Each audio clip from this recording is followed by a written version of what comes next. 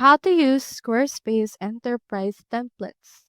In order to do that, first head over to your actual squarespace.com, and from in there you can actually input before the actual Squarespace the account dot, and then from in there replace the Squarespace with the actual name of your enterprise. For example, the name of your enterprise is tutorial, so head over and then input that right here and then proceed to that actual URL. So let's head over and show you in here my account dashboard. Now, if you wish to actually access the templates, you can click on to this create website option. And an administrator should actually edit the standard Squarespace template with brand elements and convert it into organizational one. So you can access those if you're a team member by creating or selecting custom templates that you wish to use onto that part as well.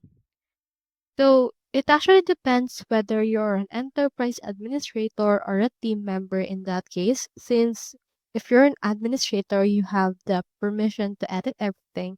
And if you're a team member, you can just edit the something that the administrator has edited. So in order to access those templates, just locate them under the custom templates. So that's all there is today, and I hope this video helped you out.